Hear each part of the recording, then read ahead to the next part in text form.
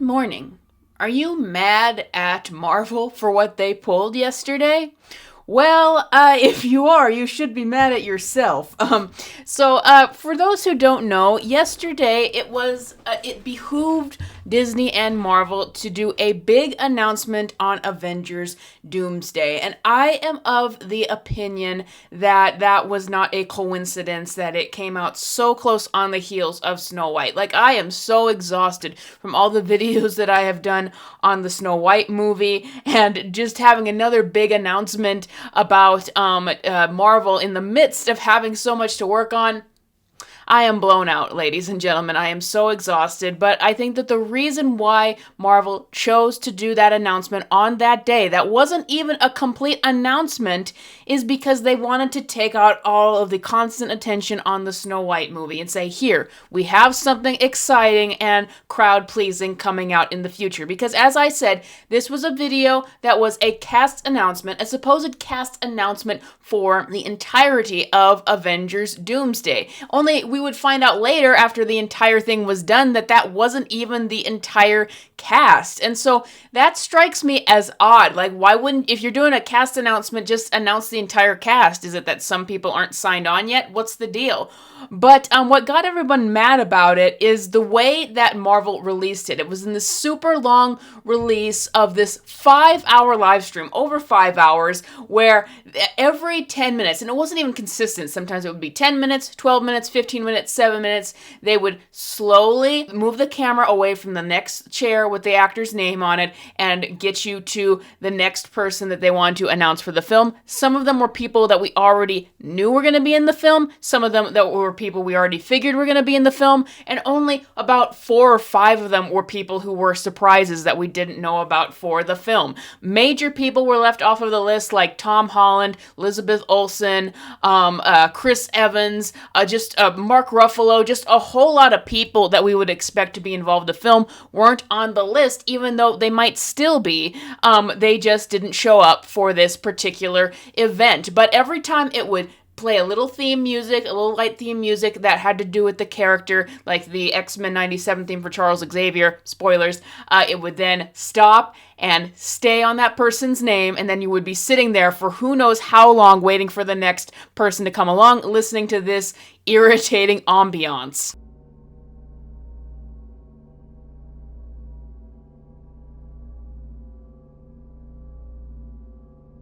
And it went on for 5.5 hours, listing 26 names, and it was grueling because every new person that would come up would be like, some of these people I already knew. It's like, why did I wait 15 minutes to find out that Wyatt Russell, who I had to look up who he plays, he's John Walker, the punching bag of the MCU from a Disney Plus show, going to appear in Thunderbolts, which I think is gonna bomb. Like, you waited 15 minutes to find out that Wyatt Russell was going to be in Avengers Doomsday. You had to look it up on Google of who he even was, and then be disappointed because of who it was. And like, you waited 15 minutes for that. And that has a lot of repercussions on how I think this movie is going to turn out. But as everyone is angry about how the rollout of this live stream, I want to say I commend Marvel for it. Why? Because as upset as it made us all, they had 10 million and a half people watching. They had us all watching. You can be as mad at this live stream as you want to be, but here we all are, the stooges,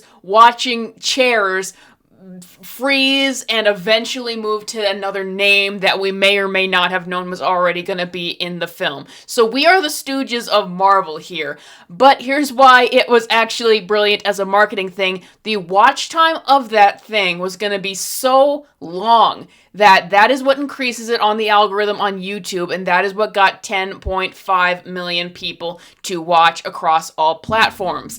So they've gotten so much ad revenue and watch time from and engagement from that thing alone that, yeah, it raised a lot of awareness for the film. It generated a lot of chatter, even if it was angry chatter. Here we are, a bunch of angry people watching this thing, but we're all going to see the movie. They were smart as leaving the top names for the end, so just as people thought that this was going to be a big nothing burger, they did announce some things. As frustrating as it was, I want to say that while I would prefer a better marketing strategy than this that could make me happy with what they're doing, it wasn't a bad marketing strategy because it worked. It raised an awareness. However, despite that, I think Avengers Doomsday is going to be a disaster. And I'm not saying that maliciously towards anyone who might be enjoying it. I am not saying it with malice to the people involved with it, but all signs point to this being a disaster. Hollywood, in general, is in panic mode right now. They haven't had anything pick up. They have killed all of their cash cows, pretty much. Disney live action, Disney animation, so much stuff. They don't have confidence that anything is going to pick up. They are just desperate to do anything and get it out as quickly as possible to get butts into seats. And on the one hand, I commend them for doing something to make money as theaters have been struggling, but I feel like it's going to be, what is the phrase? A short-term game, long-term damage? Is that how the phrase goes? Because I think that Avengers Doomsday is going to definitely make a lot of money. There is definitely talk. There is definitely discussion over having Robert Downey Jr. come back. They are marketing the film heavily with him. There is definitely going to be talk about the X-Men Fox actors coming back from those films, from Rebecca Romijn to Ian McKellen. There is no way that people aren't going to see this spectacle with all the actors and all the people coming into this film. However, I don't see how this turns out to be a good film. And let me tell you why. So first of all, the actors that we knew were coming back or had been revealed, like people like Letitia Wright, Black Panther, or Namor. And that was odd for them to announce Namor, because I'm like, wasn't the actor accused of assault or something? And if he's innocent, then fine, but I just remember him being accused of assault and then never hearing about it again, never hearing a verdict or anything.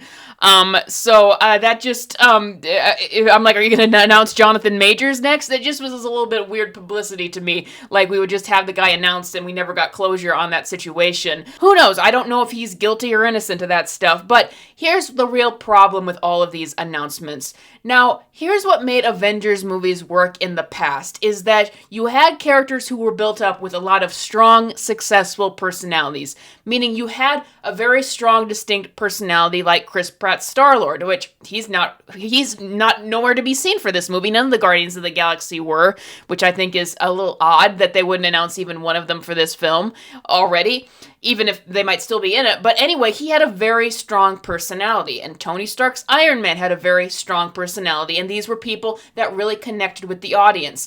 And that is what excited people about, oh, these characters are going to interact in a film. And that is why these movies became such an event, is you wanted to see these big characters interact with each other and how that would play out in a film. And they had a cohesive story to follow. Now, we already know that there is no coherent story leading up to this. It's very rushed. It's not built up. There's a lot of bombs leading into it. But here's the big problem, the characters. Most of the characters announced for Avengers Doomsday are either failed personalities or no personality. And yes, I am leaving the Fox X-Men characters into that. And let me defend myself here. So, for a lot of the characters that are coming into this film, Anthony Mackie, Falcon, maybe he could have his old personality come back, but he's kind of been ruined by that film. Then you have Danny Ramirez as Falcon, who has no personality. You have Namor, who has kind of failed with audiences. You have Letitia Wright, Black Panther, who didn't work out with audiences. You have the Thunderbolts and characters like Red Guardian. Why would they announce Red Guardian first over, I don't know, any of the Guardians of the Galaxy, any of the people who actually might bring about this film? I think it's because they're trying to advertise the films they already have out. That was just so odd. But you have all of these failed characters and failed personalities where there's nothing to them. I don't find anything interesting about Danny Ramirez's Falcon interacting with, say, Tony Stark, Doctor Doom, a character that we already kind of have rejected. We don't like the idea. I don't find anything interesting about, say, Namor interacting with Chris Hemsworth, for example. These are all failed characters. I don't want to see Red Guardian interacting with Chris Hemsworth. Red Guardian is just the worst character in the MCU right now. That is just going to be the worst thing if they continue on that humorous direction with Thor. I actually don't think they will do that. So yeah, we already know that. We already have a lot of characters who we haven't connected with going into this film, and characters who we don't know if we're going to connect with. You know, I think that the casting for Fantastic Four is very lackluster, but they're really banking the film on that. Pedro Pascal got billing right next to Robert Downey Jr. So and that was kind of mid-casting, so it's a lot of failed characters mid-castings, and so it's like, what is interesting about these characters interacting with each other? And then we have the Fox X-Men characters, and I understand a lot of people are emotionally attached to that era. But here's my problem. The Fox X-Men characters, for the most part, were not good. Like, Patrick Stewart and Ian McKellen, sure. But while James Marsden was perfect casting as Cyclops, he was given awful material to work with and an awful direction where they basically made Cyclops a completely stiff, one-note character whose entire personality revolved around Jean, who isn't even in this movie. And another thing, like Rebecca Romijn, she was a very stoic, stiff version of Mystique overall.